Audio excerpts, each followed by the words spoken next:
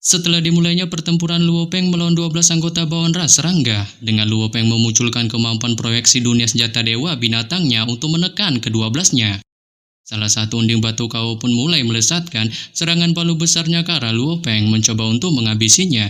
Namun Luo Peng pun melihatnya tak tinggal diam begitu saja saat kemudian juga melesatkan serangan pedang terkuatnya ke arah serangan palu besar si unding batu kau. Dengan ketika kedua serangan itu saling menghantam, pedang Luo Peng pun langsung menebas menghancurkan palu batu dan juga secara brutal memotong tubuh unding batu kau sehingga mengakibatkannya pun kali ini pada akhirnya mokat berubah menjadi tumpukan batu yang tak terhitung jumlahnya. Melihat ini ke-11 anggota Bawan Serangga yang tersisa sontak menunjukkan amarah membaranya dengan masing-masing dari mereka tak berharap Luo Peng secara brutalnya menghabisi salah satu anggotanya, membuat mereka pun memutuskan untuk bersatu menghabisinya saat segera memunculkan combo kekuatannya. Sebelasnya pun mulai meluncurkan gabungan serangan terkuatnya itu ke arah Luo Peng, diikuti dengan Luo Peng juga memunculkan kemampuan terkuat tanaman pemakan bintangnya, sehingga mengakibatkan buah kontam badasmu segera terjadi. Namun singkat cerita setelah cukup lama melakukan pertempuran, Luo Peng pun akhirnya berhasil membantai rata ke-11-nya menggunakan kemampuan tanaman pemakan bintangnya, dan mendapatkan dua cincin dunia yang menurutnya item khusus milik unding batu kau. Namun ketika Luo Peng masih mengamati kedua cincin dunia ini, Babata pun memberitahukan berdasarkan pengamatannya bahwa dua cincin itu kemungkinan besar meninggalkan jejak energi yang memungkinkan pemimpin mereka akan bisa datang membantu kapan saja, mengingat berdasarkan perkataan yang dilontarkan unding batu kau sebelumnya. Ia memiliki seorang pemimpin unding batu besar lainnya yang kali ini masih berada di TKP lain Pulau Kabut, menyebabkan Luo Peng pun yang mendengarnya menunjukkan pengertiannya dan merasa penemuan dua cincin dunia ini merupakan keberuntungan. Sebab ia memiliki ide untuk menarik perhatian sang pemimpin unding batu besar itu datang ke TKP-nya, lalu melakukan duel buah kuantam melawannya, mengingat dirinya ingin melihat seberapa jauh perbedaan kemampuan antara tubuh buminya serta tubuh si pemimpin unding batu itu, dan juga ingin melihat apakah binatang bertanduk emasnya dapat membantainya. Ya, menurutnya seorang unding terkuat di Pulau Kabut. Tapi sebelum itu, ia pun terlebih dahulu memilih untuk mencari tempat beristirahat, memulihkan kondisi tubuhnya paling lama 1 bulan. Dengan kemudian ia pun memutuskan terbang mencari sebuah gua dan masuk serta mulai merenungkan pertempurannya melawan ke-11 Bawang Ras Serangga sebelumnya. Mendapati pertempuran itu telah memberinya banyak inspirasi dan mengasah kemampuan 7 teknik pedang barunya. Sehingga setelah semua ini, ia pun merasa kemampuan 7 teknik pedangnya ini akan terus meningkat sering dengan meningkatnya pemahamannya. Tapi demikian ia pun masih tak puas dengan kemampuan pedangnya ini, hingga dia merasa meskipun dirinya sudah mempelajarinya, itu pun menurutnya masih belum ada apa-apanya, sehingga buatnya pun memutuskan untuk terus memperbaikinya. Yang oleh karena itu setelah membuat keputusan ini, Luo Peng pun mulai menghubungkan kesadarannya ke alam semesta virtual dan mempelajari teknik pedangnya di tempat latihannya sendiri. Saat memegang pedang bayangannya, ia pun mulai melepaskan kemampuan pedangnya berulang-ulang ke arah para prajurit virtual puncak sektor yang tak terhitung jumlahnya di depannya, sehingga mengakibatkan ribuan mereka pun pada akhirnya terbantai. Tapi ketika melakukan pelatihan pembantaian pedangnya itu, Luo Peng pun masih merasa tak puas, hingga dia merasa ketika dirinya melawan 12 anggota ras Bawang Serangga sebelumnya, ia pun selalu merasa bahwa kemampuan pedangnya masih kurang, serta ia juga belum mencapai batas pemahaman hukum pedangnya.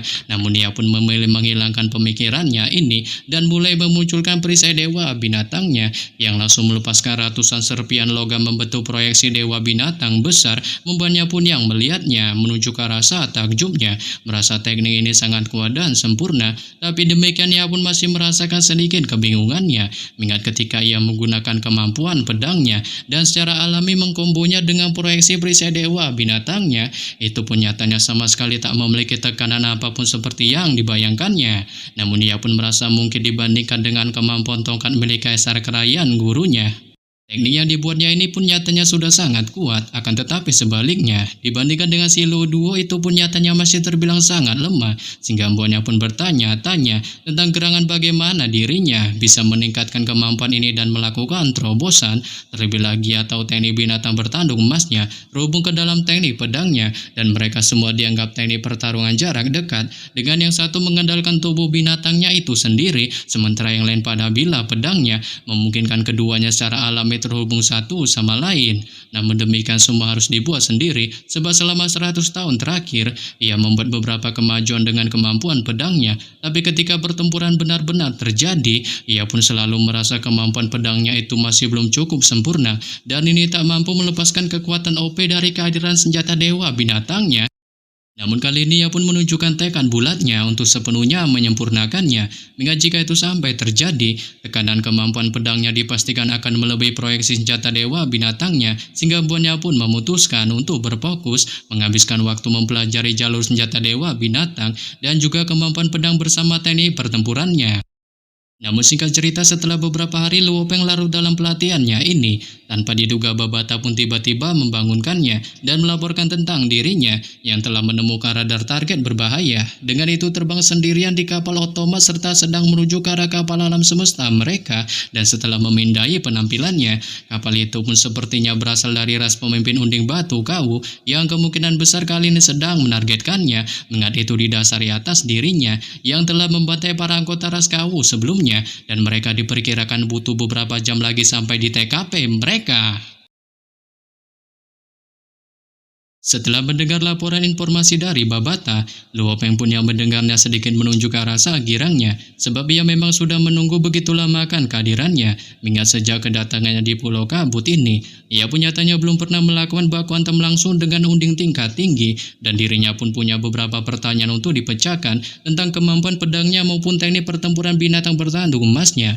Memungkinkan dengan kedatangan si pemimpin unding batu besar ini, itu pun akan menjadi kesempatan baik untuknya dalam menguji dua kemampuannya ini, sebelum kemudian ia pun memutuskan bergegas terbang keluar dari gua di sepanjang dinding gunung, dan akhirnya dengan cepat mencapai tempat yang tenang di pegunungan. Saat tempat itu memiliki sebuah danau besar yang mempunyai puncak tinggi, membuatnya pun memilih untuk duduk secara santuy di sana. Dengan tak berselang lama kemudian, tiba-tiba sebuah kapal piramida dengan cepat merobek langit dan dengan cepat berhenti di udara di atas danau dengan kecepatan tingginya. Itu pun menyebabkan gelombang kejut besar mengempaskan pasir dan puing-puing di sekitarnya.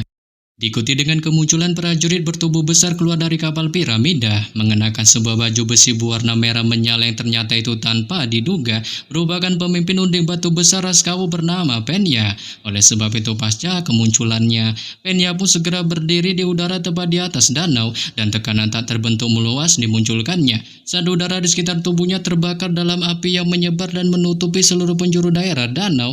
Namun di sini Luo Peng pun yang melihatnya segera mengkonternya dengan juga memperluas proyeksi dunianya untuk menekan sepenuhnya domain apinya, sehingga buahnya pun pada akhirnya dihancurkan, menyebabkan Penya pun yang melihatnya sontak menunjukkan amarah membaranya dengan tak berharap Luo Peng secara mudahnya menghancurkan domain apinya, sebelum kemudian ia pun melontarkan amarahnya atas tindakan Luo Peng yang telah berani membantai para anggota ras Kawunya, membuatnya pun kali ini berniat menghabisinya atas dasar pembalasan dendam para anggotanya. Dengan segera memunculkan palu api besar di tangannya, ia pun tanpa basa-basi langsung melesatkannya ke arah Luo Peng. Tapi di sini Luo Peng pun yang melihatnya tak mau tinggal diam begitu saja, dan segera memunculkan kemampuan pedangnya yang juga langsung dilesatkannya ke arah serangan palu api besar dari Penya, sehingga mengakibatkan buah kuantum pada antara keduanya pun segera terjadi.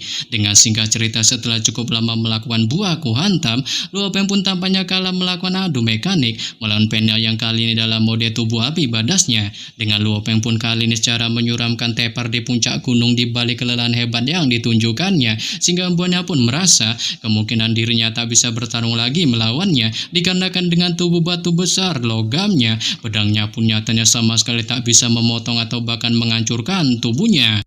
Tapi ketika Luo Peng masih memikirkan hal ini, Penya pun yang melihat kondisi suramnya tak kuasa menunjukkan tawanya, dengan merasa kemungkinan pemuda tengil ini sudah menyerah dalam bertarung melawannya, sehingga buahnya pun berniat meluncurkan serangan terakhir untuk memokatkannya. Namun tepat ketika Penya hendak meluncurkan serangannya, sebuah raungan keras yang sangat mengerikan pun tiba-tiba terdengar dari pegunungan, dan tekanan tak terbentuk menyebar ratusan kilometer, membuat Penya pun melihatnya bahkan mengubah ekspresi heran di wajahnya, serta dengan cepat berbalik melihat ke arah TKP sumber raungan keras di depannya, menemukan ada sebuah bayangan binatang yang sangat besar muncul secara bertahap dari balik gunung. Memiliki penampilan sekujur tubuhnya dipenuhi sisik perak serta sepasang sayap perak besar di punggungnya, yang ternyata itu merupakan binatang bertanduk emas yang kali ini diselimuti baju besi perak. Oleh sebab itu setelah kemunculannya, Penya pun yang merasakan tekanan kuat dari binatang bertanduk perak, sontak mulai menunjukkan ketakutan hebat di wajahnya dengan spontan bertanya-tanya tentang gerangan binatang apa ini. Mia adalah makhluk ukuran besarnya, itu sepertinya tak bisa dibandingkan dengan iblis ras serangga, membuatnya pun dari sini merasa Luo Peng merupakan seorang jenius manusia hebat dan sangat mungkin memiliki seorang guru besar yang dapat membantunya menjinakkan binatang besarnya. Mia dengan cukup mengandalkan kekuatannya sendiri, seharusnya itu tak cukup baginya untuk menjinakkan makhluk mengerikan semacam ini. Namun ketika Penya masih memikirkan hal ini, binatang bertanduk emas pun tiba-tiba melontarkan raungan kerasnya, dan dengan sayap perak besarnya, ia pun melesat meluncurkan serangan kilatan cakar besarnya ke arah Penya, sehingga buat Penya pun secara menyeramkan mulai tercabik-cabik sebelum pada akhirnya terpental jatuh gubrak di tanah. Hingga setelah menyuramkan Penya, binatang bertanduk perak pun tiba-tiba menunjukkan mode perubahan dewa binatangnya saat keempat anggota badan besarnya tumbuh lebih tebal dan ekornya lebih panjang menjadi lebih seperti struktur dewa binatang, membuatnya pun kali ini lebih kuat dari seorang penguasa sektor manusia yang bahkan kekuatannya pun meningkat berkali-kali lipat menyentuh tingkat kaisar, dan tentu saja dengan kekuatan Penya yang kali ini 2-3 kali lebih lemah darinya, itu pun nyatanya masih jauh lebih lemah darinya, memungkinkannya dipastikan mudah untuk membantainya. Melihat ini, Penya pun sontak mulai menunjukkan kepanikannya dengan tak berharap binatang buas ini ternyata meningkatkan kemampuan OP-nya dan merasa dirinya tak sanggup untuk menahannya atau bahkan melakukan perlawanan. Mengingat itu sama saja secara bagongnya akan mengantarkan nyawanya pada kematian, memutuskan untuk secara cupu bergegas kabur dari TKP-nya. Namun tepat ketika ia berusaha kabur, Luo Peng pun tanpa diduga tiba-tiba melesatkan kemampuan tanaman pemakan bintangnya untuk menangkapnya.